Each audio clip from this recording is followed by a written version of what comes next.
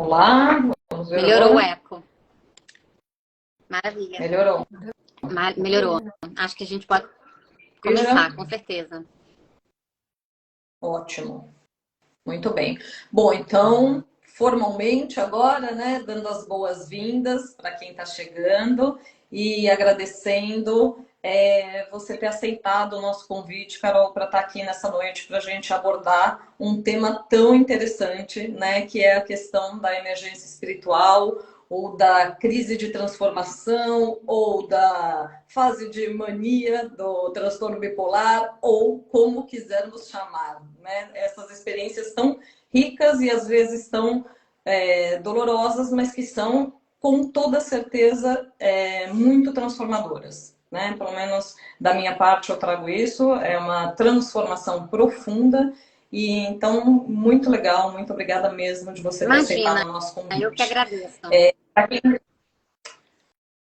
Para quem não me conhece, eu sou a Fabiana Dutra, eu sou terapeuta integrativa e dança terapeuta, faço parte do Repensando a Loucura, que é um movimento que a Lígia vai comentar mais, né, com a gente, e estou nesse caminho, nessa jornada aí, depois de ter passado pela minha grande crise de transformação em 2018. Então, desde lá, eu passei por vários processos, fui estudando, me especializando, para então encontrar esse lugar hoje de terapeuta. Eu tinha uma formação que não tinha nada a ver com a área da saúde, né? Eu sou engenheira de formação, trabalhei bastante tempo em empresa, depois tive negócio próprio e, por fim, por conta dessa crise toda, que eu encontrei esse lugar e que eu tanto amo e me reconheço hoje. Bom, então agora eu queria convidar a Lígia para se apresentar, falar um pouco dela para a Bom, gente. um prazer estar aqui. Mas se eu contar para vocês que eu não estou vendo nenhuma de vocês duas, vocês acreditam? Ah, você não tá vendo, Lígia? Esqueci de falar. Eu A estou sem Fabiana energia, gente, tá por isso que tá tudo energia. escuro. Você eu tô vendo, Lígia. Bom, Uma vocês estão me telinha. vendo? Isso me Sim, veem. Me sim, vejam. E ótimo. Eu acho que a gente está lidando realmente aí, né, com uma expressão que vem de um outro lugar, né? Vamos encarar assim. Mas assim, para mim, chegar aqui e acolher vocês e quem mais vier com essas experiências, eu acho que essa é a minha grande missão de vida. Quando, né, eu me formei em psicologia e fiz aí a pós-graduação em psicologia transpessoal, as coisas foram fazendo mais sentido, porque eu tive essa experiência de fazer um estágio em Trieste, na Itália, que era essa grande, né, referência na área de saúde mental, um serviço psiquiátrico que influenciou em vários países, esse modelo descentralizado desses serviços. Então, eu fui lá com uma certa expectativa, e depois ali de 6 meses, mais um pouquinho, até 9 meses, eu saí com uma sensação de que algo estava faltando ali, né? E tinha uma relação muito próxima com os usuários. E assim, ver esses usuários usando esse serviço por décadas e contando o que tinha sido ali no início dessa história, e depois estar naquele lugar comum, aquele lugar de um serviço assistencial, um lugar que não tinha essa troca entre os profissionais, não tinha essa... Tinha entre os estagiários, essa troca era muito forte com a gente, com os estagiários, mas não com os profissionais. Então, era um serviço bastante assistencialista, as pessoas iam buscar ali um apoio, mas elas encontravam um serviço, né? Quando eu voltei para o Brasil, depois dessa experiência, eu não quis ter mais experiências com saúde mental, voltei para a minha área, que era a área social, como educadora de rua, e aí, assim, eu só vinha encontrar um sentido para tudo isso na pós-graduação de psicologia transpessoal, que também, então, traz essa validação dessas experiências, que a gente fala, como a Fabi falou, que tem um aspecto transformador, tem um potencial de transformação aí profundo na vida das pessoas. E é isso que eu senti que as pessoas ali em Trieste, é como se isso tivesse sido roubado delas. É como se a gente não tivesse espaço ali para falar de como a vida era sem aquele sistema, sem aquele serviço.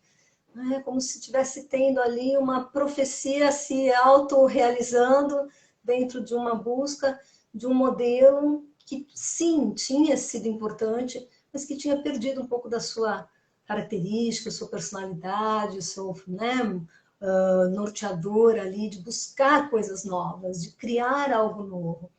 E a psicologia transpessoal, então, ela traz esse olhar aí biopsico-sócio-espiritual, validando, então, essa espiritualidade nesse sentido de uma busca de sentido, não algo externo, não vinculado a nenhum dogma, a nenhuma religião, mas vinculado a uma busca de si mesmo, uma busca, o que isso está acontecendo comigo, o que eu estou fazendo aqui? E quando essas experiências acontecem, como vocês aí vão trazer, eu acho que é essa pergunta que mais toca. Por que isso está acontecendo comigo? O que é isso? Né? Porque são experiências que vão aí em extremos, em momentos aí de êxtase, em momentos de muito sofrimento, em momentos de encontrar o divino, de ver esse divino no mundo, nas pessoas, nessa sensação de unidade, depois se perceber ali com medos, com dúvidas. Né?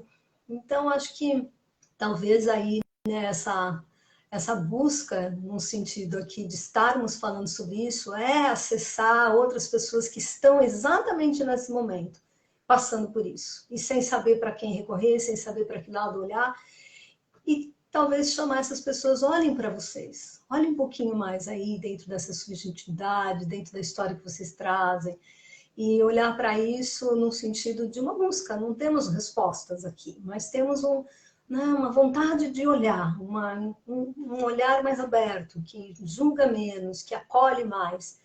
E quem trouxe também, então, além aí, né, de algumas outras referências, mas de uma forma bem clara, essas possibilidades de experiências, foi um dos cofundadores da psicologia transpessoal, o Stanislav Grof, um psiquiatra tcheco, e ele colocou já duas possibilidades aí, né? Uma emergência espiritual, como ele chamou, que seria aí essa busca de sentido de uma forma mais gradual. Isso todos nós temos. Essa espiritualidade, essa transcendência, isso é como se fosse aquilo que nos inspira a viver. E isso pode acontecer com todos nós de uma forma gradual, e a gente vai se desenvolvendo, evoluindo, aprendendo, se desafiando e integrando essas novas espiritual. Que seria aí um momento, então, de crise no sentido de uma urgência. Vem como uma oportunidade, mas vem como um perigo. Então, como que a gente vai acolher essas experiências é muito importante. Essa forma de olhar, ele já trouxe lá nos anos 70, né, com muitos estudos, acompanhando pessoas em estados não ordinários de consciência, de várias formas diferentes. Agora ele já tem 60 anos fazendo isso, continua até, né, acompanhando pessoas, apesar de bem menos. Mas eu acho que, assim, quando a gente fala de Grof, a gente fala de uma pessoa que está ali de coração aberto para olhar aquela pessoa, para olhar aquele fenômeno, olhar o que está acontecendo naquele momento que a pessoa está passando por isso, e poder, de alguma forma, facilitar, estar ao lado, sem interferir, muitas vezes, mas se colocar a servir aquele processo, aquele fenômeno. E eu acho que é isso que vem com muito amor, vem com muita compaixão. Também vejo aí que é isso que a gente traz no nosso grupo, quando a gente se encontra, quando a gente fala que a gente é uma família, porque a gente traz isso de uma irmandade. E vamos lá, vamos ouvir vocês. Queria ouvir a Carol na sua história, ver como é que tudo isso te influenciou.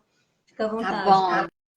Você estava falando aqui e eu tava assim, nossa, eu já tinha pensado nisso antes, mas me veio essa sensação de novo, que quando eu tive a minha emergência espiritual 10 anos atrás, você é a pessoa que eu queria ter encontrado lá atrás, né? Você era a pessoa por quem eu busquei e não encontrei, porque eu nem sabia como buscar. Porque eu não sabia nem conhecer esse termo, emergência espiritual, que eu conheci 7 anos depois, né? Mas certamente era uma pessoa como você que eu precisei muito lá atrás.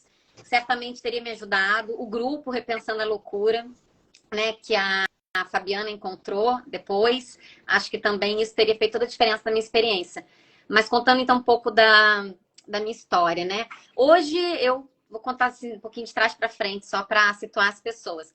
Hoje eu moro no Canadá e eu trabalho como counselor. Eu sou uma profissional aqui de saúde mental, se assemelha ao que um psicólogo faz no Brasil, mas não é a mesma coisa. Então, na minha formação, ela é biopsicossocial também. A gente passa por uma dimensão espiritual das pessoas também. A gente tem esse ensinamento aqui. A gente trabalha muito a metodologia do Carl Rogers, que é humanista, né, voltada para o cliente, mas isso é a minha segunda vida, né? Porque eu tenho uma vida anterior. A vida anterior, eu costumo brincar, a vida passada, eu me formei em jornalismo, eu era jornalista, trabalhava numa empresa como gerente de relações públicas, lá em 2013, que foi quando começou a minha emergência. O que aconteceu foi o seguinte, eu vinha fazendo, eu fazia parte de uma comunidade que estudava filosofia e praticava alguns treinamentos parapsicológicos. Então, treinamentos de clarividência, de telepatia, a gente aprendia sobre desdobramento, uma série de coisas assim. E eu já estava nessa escola, nesse lugar há uns 4 anos mais ou menos, e eu entrei num estresse emocional muito grande. Eu sofri preconceito dentro dessa escola e aquilo me pegou de um jeito assim, imagina, você está num lugar que para você é sagrado e de repente você vê aquelas pessoas que eram para ser a sua comunidade, eram para ser o teu grupo de apoio, não aceitando ou agindo com preconceito em relação a você, porque eu era casada com uma mulher na época e ela era... eu continuo sendo casada com uma mulher, mas eu digo, a minha ex-esposa fazia parte dessa mesma comunidade que eu e a gente começou a sofrer preconceito dentro desse lugar e aquilo começou a mexer muito comigo, me colocou num lugar de muito sofrimento. Então, juntou aquele treinamento que eu tinha parapsicológico, eu fazia constantemente meditação, trabalho respiratório, né, em várias respirações. Constantemente eu estava em contato com mantras, eu estava em contato com músicas, eu estava em contato com incenso, todo aquele ambiente místico, né? Então eu já estava em contato com essas coisas. Então já tinha uma abertura espiritual que acontecia gradualmente, já estava vindo isso acontecer. Juntou com essa dor emocional e eu tive uma experiência muito forte, assim, eu tive uma experiência mística que eu me vi fora do corpo. E a partir do momento que eu me vi fora do corpo, uma série de fenômenos parapsicológicos começaram a acontecer na sequência, muito forte. Então, eu fiquei 8 meses em estados não ordinários de consciência, experimentando dimensões diferentes da consciência, passando por fenômenos diferentes, passando por uma série de coisas, sem saber o que estava acontecendo. Só que eu cheguei a pedir ajuda, né, das pessoas da escola, mas eles também não sabiam o que estava acontecendo, porque uma coisa é você ensinar, outra coisa é você passar pela experiência, né? E eu estava passando pela experiência de um jeito, assim, muito forte. E como eu não sabia, como eu não tinha orientação do que estava acontecendo comigo, ao invés de parar com as práticas respiratórias, as práticas meditativas e as orações, eu amplifiquei. Então, eu fazia sem parar. Por quê? Porque eu realmente acreditava que era espiritual. E eu acreditei que o que eu passei foi espiritual do início ao fim. Porque eram tantos fenômenos, apesar de ser tudo muita energia, mas vinha sempre... eu passei 3 anos, né? Foram 8... Então, só para vocês entenderem. Foram 8 meses da primeira emergência, 6 meses de pausa, 3 meses da segunda, e eu ainda fiquei mais 1 ano e pouco acessando e voltando esses estados não ordinários de consciência. No total, que eu chamo de crise de transformação, durou 3 anos. Até eu ter certeza que esse negócio acabou, que aquela confusão que estava na minha vida se acabou, e eu estabilizei ali a partir de 2016. Então, foram de 2013 a 2016, muito intenso. Intenso na busca de propósito, de uma angústia existencial profunda, numa sensação de missão assumida, que eu tenho algo para executar, de você ter guia espiritual. Aparecia muito em sonho, eu recebia muitas mensagens, muitas coisas do que eu tinha que fazer, e eu duvidava daquilo, não sabia o que era aquilo, eu pensava, isso é ego, isso é fantasia, mas é um guia, cada hora eu achava uma coisa, então foi muito confuso esses 8 meses. E eu não tinha com quem falar, resolvi não contar nada para ninguém. Fiquei com medo de ser esquizofrênica, de receber algum diagnóstico, mas na época, né, não sabia. Tudo bem se tivesse recebido, mas eu tinha esse receio. Então, eu pesquisava questões de saúde mental, mas eu tinha uma certeza que o que estava acontecendo era espiritual. Só que dentro desse caminho espiritual, a gente se confunde muito se você não tem amparo. Então, eu me confundia. Eu achava que é o que o Groff chama de a divina loucura, né? Eu achava que eu podia estar naquele momento, eu achava que podia ser reencarnação de um santo, né? Que eu poderia operar milagres, porque veja, eu estava em contato com uma energia muito divina. Então, se você está em contato com uma energia muito divina, não tem como você achar que você não é um santo. Por que eu estou em contato com essa divindade toda, né? Acessava os arquétipos crísticos o tempo inteiro, arquétipos bíblicos, sonhava muito com isso, eu via as sincronicidades. Então, assim, uma avalanche, e eu digo que eu vivi entre esses dois mundos por bastante tempo. Um pé aqui e um pé lá. Por alguma razão, eu não perdi contato com essa realidade aqui. Então, eu tinha muita noção. Carol, Pode perguntar. te perguntar uma coisa para não esquecer isso daí depois. Como que era a velocidade do seu pensamento nessa ocasião? Era uma velocidade normal? Era Não, era acelerada? uma velocidade. Tinha um processo, muitas vezes, dois processos. Tinha um processo de telepatia que acontecia, que era assim, antes da pessoa falar, eu já pegava o que ela ia falar, então você imagina a velocidade, eu estava acessando não tempo, né? Então, antes dela falar, eu já sabia o que ela ia falar, e aquilo era muito estranho para mim. Eu falava, gente, ela já falou isso, eu pensei nisso, como é que isso está funcionando? Era uma coisa mais ou menos assim. E a leitura das sincronicidades. Então, eu pegava um livro para ler, de filosofia, de espiritualidade, e as conexões que eu fazia eram muito aceleradas, assim, eram muito rápidas em fazer conexões, né? E depois eu vou chegar numa parte biológica dessa história também, mas enfim.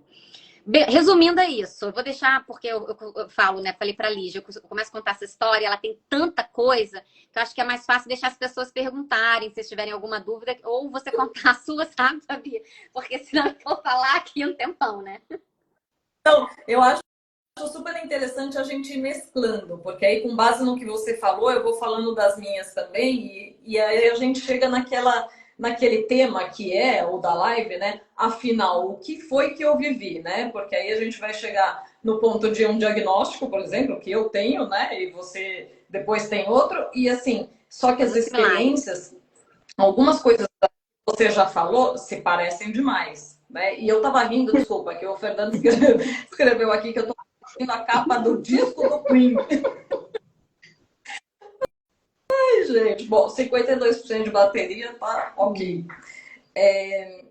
Acho que vale falar, Carol, das coisas que você mencionou, que a minha experiência também durou 3 anos, né? Eu tive, assim, em 2018, a primeira crise, mas que foi, então, né, diagnosticada depois como uma crise de mania. E eu fui, então, diagnosticada com transtorno bipolar, e a partir daí eu fui tratada como uma pessoa com transtorno bipolar. Então, com medicamento, né, com esses cuidados. Então foi 2018, 2019, tive uma pequena, e 2020, uma grande e a última. Né? Então, também esse processo aí da crise de transformação durou 3 anos. Em relação às coisas místicas, era assim, era muito o que apareceu para mim. Diferente de você, que já tinha uma imersão aí toda no lado espiritual, eu não tinha. Eu tinha uma vontade muito grande, né? Eu sempre me peguei, assim, querendo meditar por muito tempo, querendo... Eu tenho, né, a coisa até de me vestir, às vezes, de um jeito com saia, sempre gostei muito de incenso, mas eu não tinha, na prática, esse envolvimento grande com o meu lado espiritual. Tanto que, assim, a primeira vez que eu fui a um centro espírita foi na minha crise, quando eu tive essa crise em 2018. Né? A partir daí eu comecei a frequentar bastante o centro, o que me ajudou muito, porque eu também não tinha... eu sou católica de formação, mas nunca me dei com a religião católica. Então, nesse momento, eu comecei, né, a ter esse lado mais espiritual desenvolvido pela ligação aí com o espiritismo. E aí, durante esses processos, eu utilizava muito a questão da energia, de limpar a energia. Então, eu saía limpando energia com incenso, com vela, ervas, né? Eu fiz utilização de muito dessas coisas, assim, a intuição fortíssima. Isso que você chamou de telepatia, no meu caso, foi traduzido como o pensamento super acelerado do estado de mania, né, que a pessoa fica. Então, não é tido como telepatia, né? Porque assim, eu também já sabia o que as pessoas iam dizer. Era uma coisa assim, que eu já estava lá na frente e eu tinha que exercitar muito a questão da paciência, assim, de ouvir o que a pessoa estava me falando, né? Porque eu já estava numa outra rotação. A questão de achar que era a encarnação de Jesus Cristo, de Buda, depois na minha última crise, eu achei que era uma divindade assim feminina, né? Aí veio uma coisa assim de que eu teria então uma, uma presença aí feminina, não mais sendo, né, algo que era de Buda, de Jesus Cristo e tal. Que mais? Então, bom, coisas muito similares, né? Assim, então, a presença das coisas espirituais, assim, muito forte o tempo inteiro, né? E a primeira crise que eu tive, acho que o interessante de falar é assim, que eu tenho certeza que eu vivi uma experiência de quase morte. Apesar da deusa Gaia, nasceu a deusa Gaia em 2020, era o nome que eu dei para essa daí.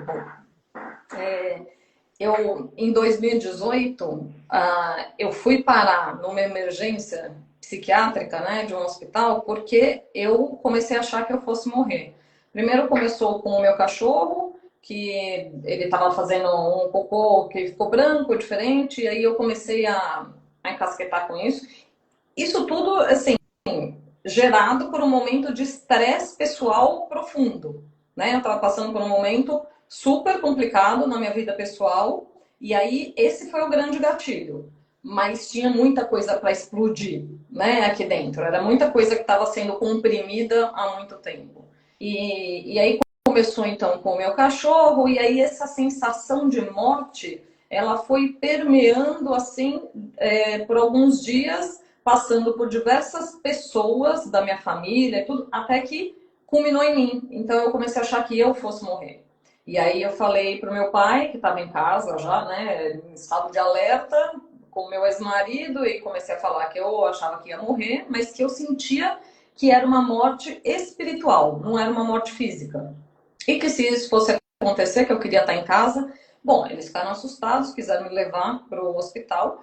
E aí, chegando lá, né, fiz toda a triagem, não tinha nada de alteração. E a pessoa falou assim: mas acho melhor você passar com o psiquiatra. Aí era um domingo, chamou o psiquiatra, estava de plantão até chegar e tal. Bom, aí ele falou: olha, você está tendo um surto psicótico. Então você tem que tomar remédio, né? Senão você não pode sair daqui. E aí eu falei: não, eu quero falar com o meu psicólogo. Segunda-feira, amanhã eu converso com ele, senão não vou tomar. E, bom, saí de lá falando que não ia tomar, me acalmei, né? E só que indo para casa, aí o meu ex-marido comprou o remédio que ele indicou, mas eu falei que não ia tomar. E aí foi esse processo até que culminou assim. Eu lembro que foi às 2 da manhã, eu estava deitada, tentando dormir, e aí eu cheguei num ponto de falar, bom, se isso é a morte, eu estou preparada e eu estava tranquila. E um processo de quase morte mesmo, eu entendo, né? De ter ido até lá em cima, visto algumas coisas e voltado, senti o meu coração parar de bater e voltar a bater. Então aquilo para mim foi uma morte, porque foi uma morte espiritual, né? E enfim, então teve muito esse cunho mesmo espiritual, né? E aí também, se eu começo a falar, né, você vê, também tem tantas coisas aí, mas eu acho que é legal esse bate-bola aí nosso de ter tantas coisas similares e ter tantas possibilidades de diagnósticos diferentes, né? De que maneira que você vai encarar isso? E assim como você falou, eu gostaria de ter tido uma Lígia no momento que eu vivi a minha experiência, né? Porque eu encontrei o Repensando depois que eu já tinha ido no psiquiatra, depois que eu já tinha ganhado uma carteirinha de transtorno bipolar, que é uma carteirinha que vai comigo a vida inteira, né? Que assim, que me traz hoje abertura de várias frentes para eu falar sobre isso, né? Para eu lutar contra o estigma em relação aos transtornos mentais. Só que tem um peso isso também, esse diagnóstico, né? Então, assim, eu gostaria de ter tido a oportunidade de ter vivido essa experiência de uma outra maneira. Então é por isso que a gente está aqui hoje, né? Para falar sobre as possibilidades que existem do olhar, né? Para isso. Queria talvez fazer até uma pergunta assim, né? Dentro aí do que vocês podem trazer, porque assim a diferença, né? Vocês também, então as duas trazem isso, né? Eu gostaria de ter a Lígia ali, mas você vê às vezes mesmo podendo estar ali com uma boa intenção, né? Um entorno de vocês. Que entorno era esse que estava ali presente, né, Carol, quando você entrou nesses estados? E diferente do que a Fabi trouxe, porque por mais que tenha uma pessoa ali que tenha, que seja, né, uma abertura, mas se o entorno não é propício, então eu fico aqui me perguntando, será que isso foi uma diferença para você e para a Fabi? Você pode falar um pouquinho disso, Carol? Posso. Aí que tá, o meu entorno tinham muitas pessoas que estudavam as mesmas coisas que eu estudava, os fenômenos parapsicológicos. Então, a primeira coisa tive uma experiência mística, desdobramento, sair do corpo. Contei para minha ex-esposa, ela virou e falou assim: Uau, que incrível! Como é que foi? Para onde você foi parar? E eu super animada contando para ela, só que eu não sabia que aquilo ali ia durar tanto tempo, né? Então eu contava para ela. Eu contei também para alguns amigos da escola. Olha, tive uma experiência de clarividência, tive uma experiência de desdobramento, tive uma experiência que se você conta isso dentro de um centro espírita, vai ter um monte de médium para te ajudar. É mediunidade, né? A emergência espiritual que eu tive foi descobrir depois, mas ela foi crise de abertura psíquica. Ela é descrita, eu tive absolutamente tudo descrito pelo Groff no livro de emergência espiritual, Em Busca do Ser, a tempestuosa busca do ser, o caminho do psiconauta. E foi isso que me deixou muito impressionada, que tinha alguém que descreveu. E faz muito sentido. Eu já estava numa escola que que me dava exercícios para abertura psíquica. O que eles não imaginavam que essa abertura psíquica ia virar uma crise gigante na sequência. E virou, porque as possibilidades, as faculdades psíquicas abriram todas ao mesmo tempo. Ao mesmo tempo, eu saí do corpo acordada, eu conectava a questão da clarissenciência, a questão de sentir o que as pessoas sentiam, acessar as dores coletivas. Então, acho que a grande diferença, Lígia, é que além de eu já ter o background do estudo do que está acontecendo comigo, são fenômenos parapsicológicos, tinha a questão da espiritualidade e as pessoas que estavam do meu lado, elas não tinham a dimensão de tudo, mas eu sabia bem para quem que eu podia contar, para quem que eu não podia contar. Então eu contava poucas histórias, mas eu não contava para todo mundo. Eu tive muita ansiedade, porque eu também não conseguia dormir, mas eu não tive nada relacionado a pânico, até medo. As pessoas me perguntam, peraí, mas esse tipo de experiência assusta muito as pessoas. Isso, gente, eu estava conversando isso 2 dias atrás com um dos maiores astrólogos do Brasil, porque tá no meu mapa astral tudo que aconteceu comigo, obviamente, né? E aí ele estava lá olhando, ele falou, esse tipo de experiência a tua crise espiritual está aqui, ele assusta as pessoas. E se você não morreu de susto, com todas as vezes que você saía do corpo, se você não teve pânico, talvez isso venha de uma vida passada, de você já estar muito familiarizada com dimensões mais sutis de consciência. Então, as pessoas que estavam ao meu redor, quando eu via que era um psicólogo tradicional, eu não contava história. Quando era um psicólogo transpessoal, eu contava história. Quando era uma pessoa que pudesse insinuar que eu estava com algum tipo de transtorno mental, eu não contava história. E eu guardei isso comigo. E ela passou sozinha tudo isso, se equilibrou sozinho na minha jornada. Eu nunca fui medicada, não aconteceu nada, mas enfim, minha vida não esteve em risco, ela teve em risco assim, ó. Como eu vivia muito em estado não ordinário de consciência, muito mesmo, então eu via a realidade como Van Gogh vê, como se as coisas estivessem, sabe os quadros de Van Gogh? Como se tudo estivesse vivo, como se eu me conectasse com todas as coisas. Então, às vezes, era até difícil andar, porque eu ficava tonta. Então, você imagina dirigir. Tinha momentos que eu tinha que parar o carro, falar assim, onde é que eu tô? Deixa eu ver, porque eu tinha uma sensação que eu estava sempre flutuando. Às vezes eu tinha que olhar para o chão para ver cadê os meus pés, de tão forte. E essa energia, ela saía de mim.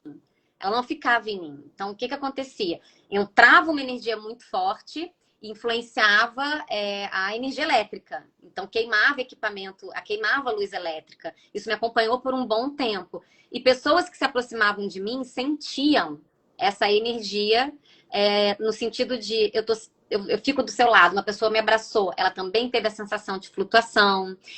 Eu conversava com as pessoas do Enneagrama, então eu tive uma psicóloga do Enneagrama que me acompanhou, porque aí eu tô dentro do campo Enneagrama, eu tô dentro do campo transpessoal. Então, essa psicóloga me acompanhou. Eu colocava a mão junto com uma outra pessoa, assim, a gente sentia a energia, o coração bater dentro das mãos. Então, foram coisas muito fortes. Agora, vocês imaginam? Eu imaginava na época, eu falando que acordei, meu quarto está todo violeta e eu estou acessando uma energia de compaixão muito profunda e o trauma, e estou perdoando pai e mãe aqui. Agora, você imagina se eu vou a um psiquiatra tradicional contar essa história. Você está tendo delírio místico religioso, não, tá bom, já foi a primeira coisa. A alucinação é esquizofrenia, você está vendo cores. Acabou, ele está pegando um negócio e ele está desconsiderando ali todo esse histórico que eu estou trazendo. Só para vocês entenderem mais do histórico. Eu já tinha sonho premonitório na infância. Eu já tinha uma abertura espiritual. E aí, o que aconteceu? Depois que eu passei por todas essas coisas, eu quis descobrir o que aconteceu comigo. Mas, assim, me formei aqui. Aí eu comecei a conversar com um psiquiatra aqui. Aí eu conversei com um psiquiatra no Brasil. E muitos psiquiatras, quando eu conversava, e eu já trazia o tema da emergência espiritual, psiquiatra, eu tive uma sorte de encontrar uma psiquiatra tradicional que ela falou assim para mim: você sabe melhor do que eu o que está acontecendo contigo. Você está sabendo melhor do que eu o que está acontecendo contigo. Eu não vou te medicar. Mas eu tô entendendo que você não tá gostando de sair tanto assim do corpo nesse momento da tua vida, você tá querendo um remédio para dormir, é isso? Para te ajudar a relaxar? Então tinha eu tive sorte de encontrar algumas pessoas também dentro desse campo da psiquiatria que foram muito cautelosas com aquilo que eu estava narrando. Porque eu já tinha, nesse caso, um estudo que eu tentava trazer bem essa narrativa da espiritualidade e acabou sendo bem aceito, né? Mas ainda assim, eu ficava muito curiosa para saber o que aconteceu comigo. E eu fui atrás de procurar. E procurava, aí não encaixava em narcisismo, não encaixava em esquizofrenia, não encaixava em bipolaridade, não encaixava, porque eu discutia com as pessoas, né, para ver. Não encaixava, apesar de ter muita similaridade. Continuei buscando. Aí que vem a minha identificação, porque não é um diagnóstico, eu fui identificada, né? Primeira coisa que uma psicóloga levantou foi eu ter sobreexcitabilidade. Sobreexcitabilidade é um termo que vem do Dabrowski, que fala que algumas pessoas respondem a estímulo, biologicamente falando, de um jeito diferente. Então, assim, como sabe aquelas pessoas são super sensíveis e que aí os sentidos são muito apurados, são pessoas que são neurodivergentes. Então, que grupo de pessoas que são pessoas neurodivergentes? Autistas, pessoas com TDAH, pessoas superdotadas. Então, tem esse grupo de pessoas neurodivergentes e pessoas altamente sensíveis. Então, a primeira coisa que ela trouxe, já que eu não estava entrando dentro de nenhum desses diagnósticos, era a possibilidade de eu ser uma pessoa altamente sensível. E por isso a meditação, a respiração e o sofrimento emocional tiveram tanto impacto, né? Formaram um gatilho tão forte para aquilo que aconteceu na sequência. Aí eu fui atrás de uma neuropsicóloga, e essa neuropsicóloga fez uma série de testes psicológicos comigo, e de inteligência, no sentido para descobrir se eu era superdotada, se eu tinha traços de autismo, se eu tinha TDAH. Então, a gente vasculhou tudo, investigou tudo, e o resultado foi de que eu sou uma pessoa, fui identificada tardiamente, depois de 40 anos, 10 anos depois da emergência espiritual, como uma pessoa superdotada, com múltiplas inteligências. Aí eu posso explicar a dotação nessas múltiplas inteligências, como que influenciaram a emergência espiritual, na minha opinião. E altamente, além de tudo, altamente sensível, e eu me enquadro em todas as sobreexcitabilidades. Todas, psicomotora, sensorial, emocional. Então, agora, aí depois disso eu conheci uma psiquiatra, a doutora Thaisa Pandolfi, que faz um estudo. Ela faz um estudo muito forte em relação à espiritualidade e pessoas neurodivergentes. E aí ela já tem informação sobre pessoas neurodivergentes e emergência espiritual. Então, gente, olha a quantidade de coisa e como nós estamos suscetíveis a erros de diagnóstico quando a gente fala de emergência espiritual, por exemplo, ou de crises de transformação. A grande questão é que todo mundo que chegar contando esse tipo de história, no paradigma atual, vai ser diagnosticado com esquizofrenia, ou vai ser diagnosticado com bipolaridade, ou o que quer que seja. E, de novo, tudo bem, tá? É o que você falou, vamos tirar o estigma dessas coisas. Mas quando você não tem o diagnóstico correto, fica difícil você entender você mesmo, né? Então, foi muito revelador para mim, por várias razões. Descobri tão tardiamente a questão da superdotação. Claro que, voltando na minha história, dá para ver que estava tudo lá, sempre esteve. A gente que não tem ferramentas, os pais não têm ferramentas, a gente não sabe nada sobre isso para nos ajudar. Mas me trouxe uma explicação muito lógica de como que o meu organismo respondeu, como a minha mente respondeu. A questão da mente acelerada, esse diagnóstico, Fabiana, de superdotação e de sobreexcitabilidade, a minha mente ela já é tão acelerada que nem passa, a formação nem passa às vezes aqui numa parte do cérebro, já vai para outra. E por isso que tem questões relacionadas à impulsividade, baixo nível de frustração, a tolerância à frustração. A gente vai encontrar uma série de coisas dentro desse campo. Então, o ser humano é um negócio extremamente complexo, a dimensão espiritual é complexa, e nós ainda precisamos caminhar muito dentro do autoconhecimento, da psiquiatria, para conseguir dar um diagnóstico para alguém, né? E quem te deu isso, por fim, foi a doutora Thaís? Não, foi uma neuropsicóloga. A doutora Thaísa, ela também faz esse tipo de avaliação, tá? Ela também consegue diagnosticar, identificar, né? Pessoas altamente sensíveis, pessoas superdotadas, pessoas com sobreexcitabilidade, pessoas autistas, essa é a especialização dela. E faz um paralelo com espiritualidade. Pessoas altamente sensíveis têm uma abertura para a espiritualidade enorme. Pessoas neurodivergentes vão fazer grandes transformações, não vão aceitar o status quo como é, né? Vão tentar mudar os paradigmas de muitas coisas. Então, foi isso que apareceu para mim nesse meio do caminho, né? Certo. Nossa, super interessante, super mesmo, e como eu te falei, né, várias coisas que, assim, que chamam a atenção de ter em comum, né, dessas experiências. Mas eu acho que a questão é que o entendimento, efetivamente, dessas experiências só vai ter a pessoa que passou por ela buscando estudos, né, e falar sobre isso. Por exemplo, né, a sua identificação, o termo que você usa, eu não conhecia, né, de superdotada em relação à espiritualidade, já até esqueci o termo, né, correto, mas e fiquei super animada, né, em conhecer mais isso daí.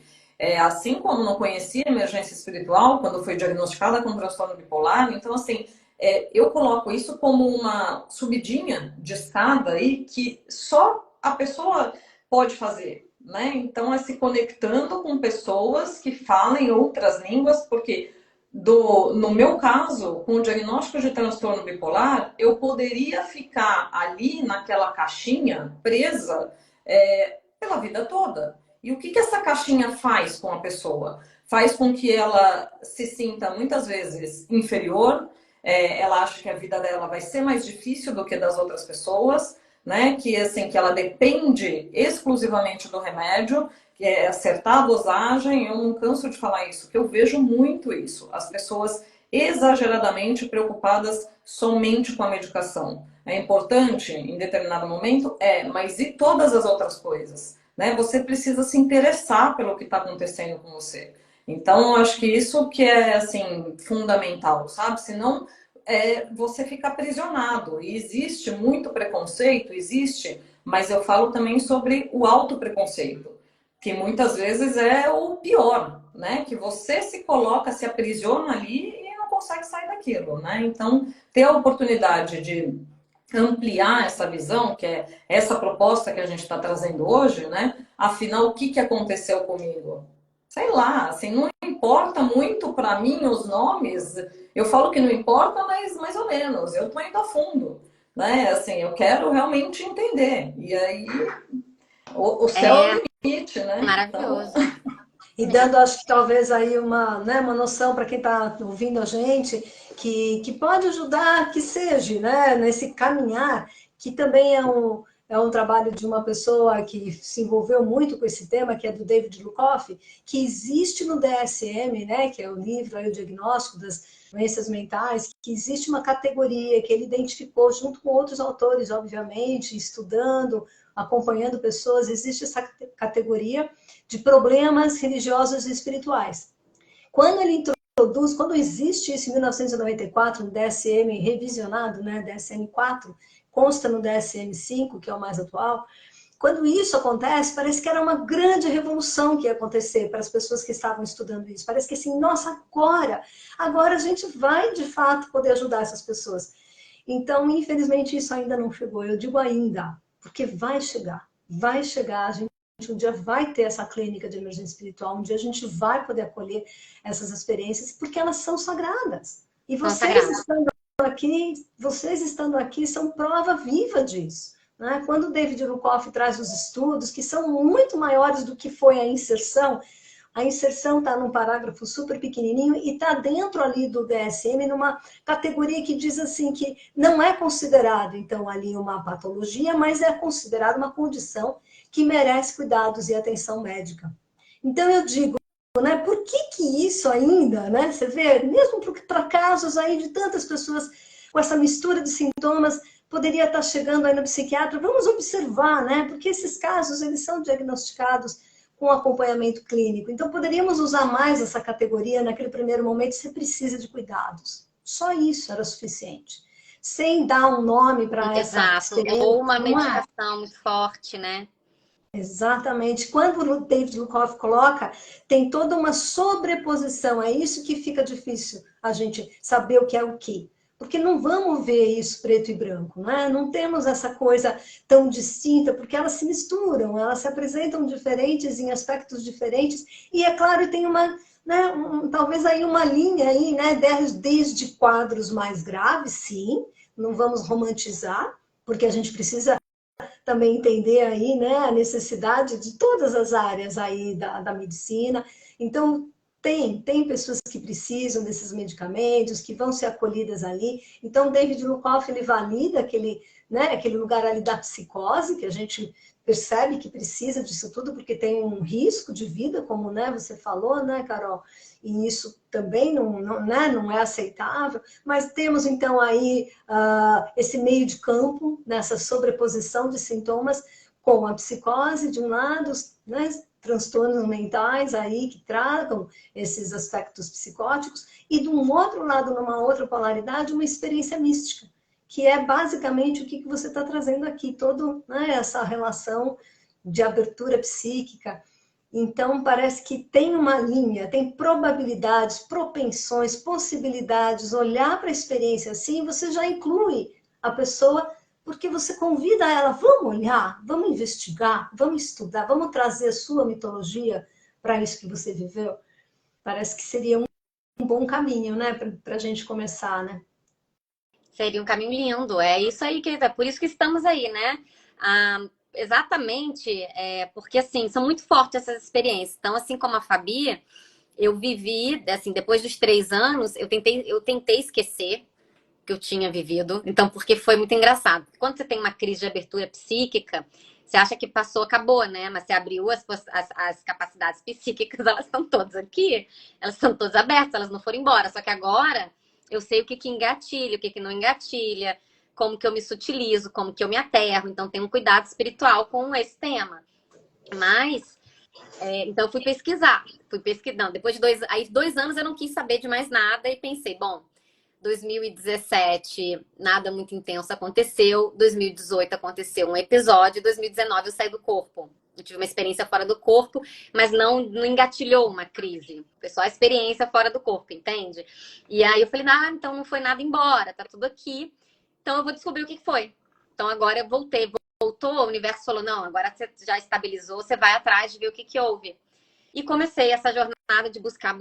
E aí eu achei o Spiritual Emergence Network. Não, primeiro eu achei o Groff, depois eu entrei para o Groff Legacy Training Canadá. E aí eu achei a rede de suporte a pessoas que passaram por emergência espiritual. E aí, ao ver, eu tô aqui no Canadá, eu vi que tinha em vários países, e eu falei, não, eu preciso ajudar as pessoas, vou ser voluntária dessa rede, vou ajudar a levar esse movimento para o Brasil. E para minha surpresa, a Lígia já tinha, né, lá atrás tentado fazer esse mesmo movimento, né, Lígia, de trazer essa rede para o Brasil. O fato de eu estar no Canadá ajudou, foi que eu estava conversando com a Lígia ali e tudo mais, que eles estão aqui nos Estados Unidos e tudo mais, então facilitou o processo.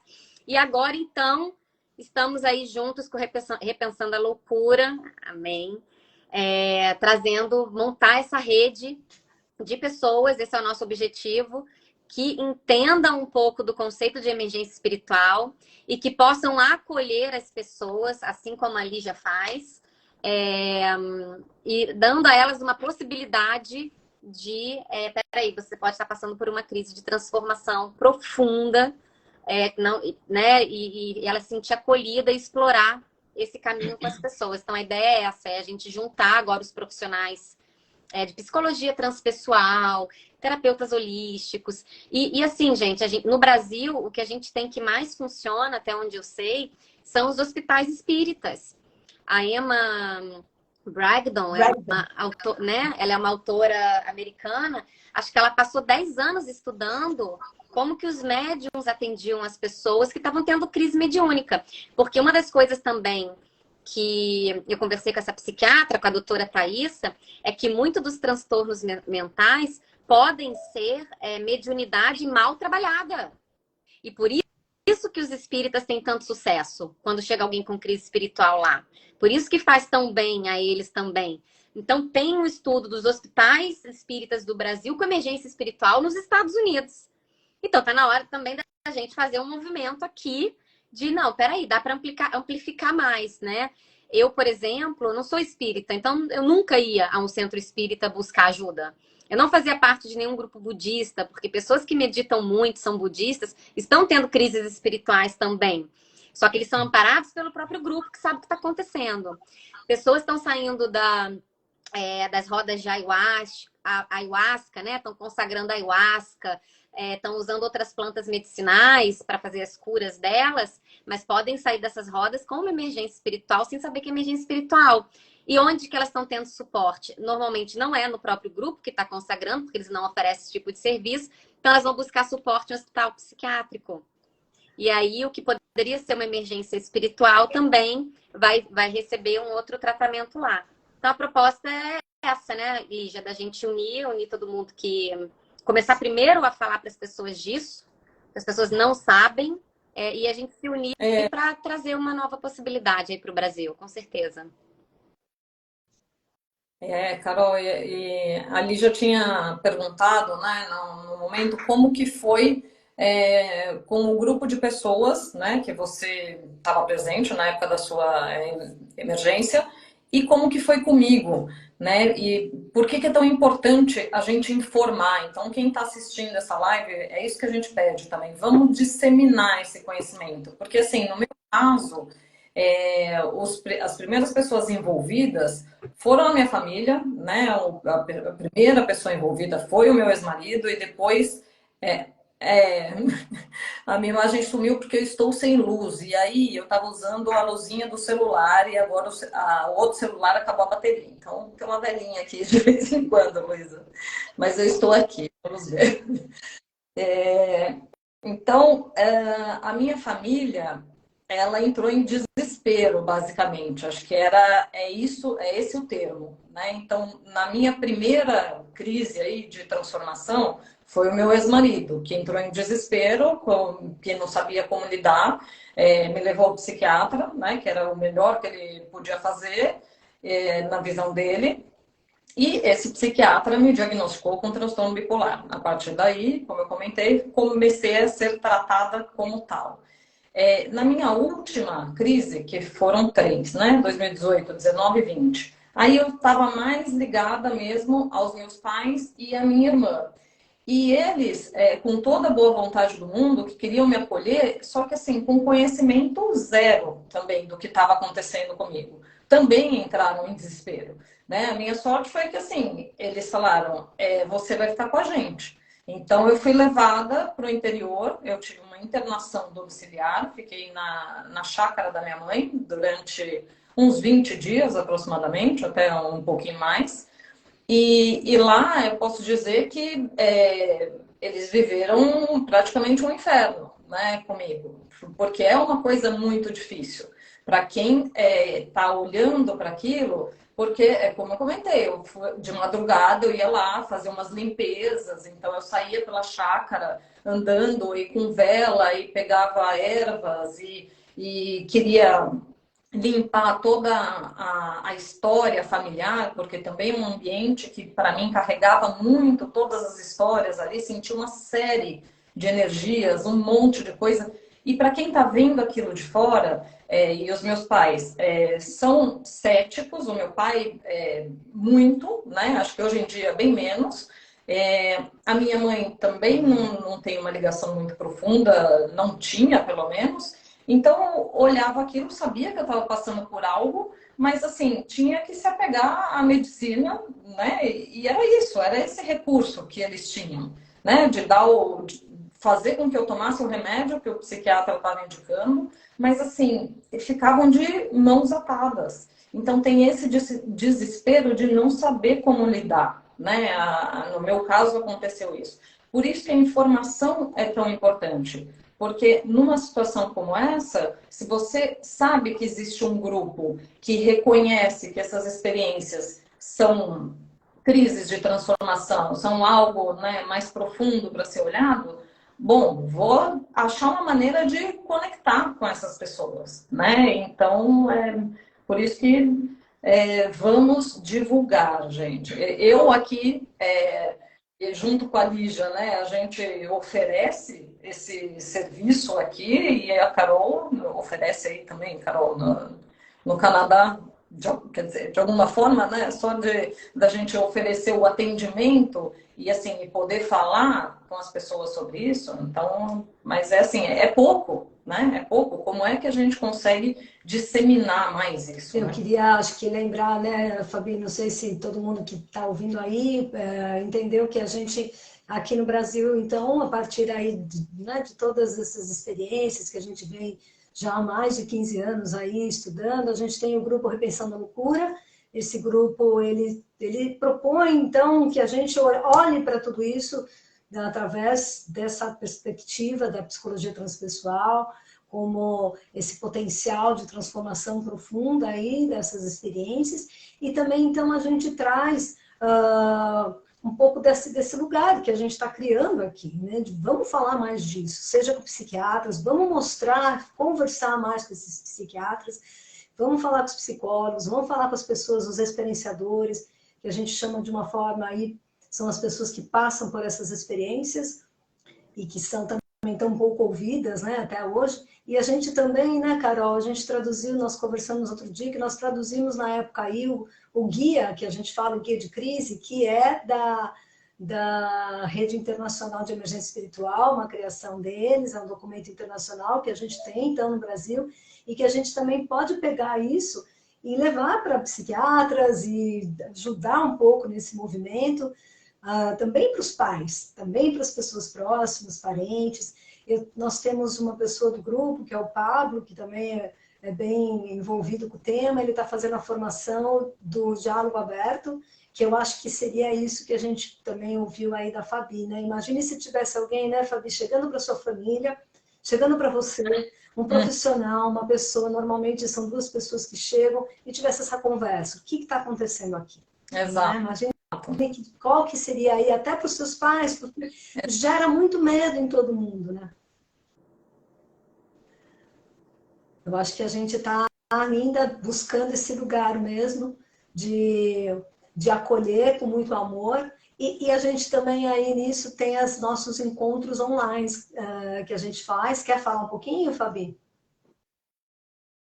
Então, no Repensando, a gente faz os encontros quinzenais, né, de sexta-feira, das 6 às 7h30 da noite, então das 18 às 19h30.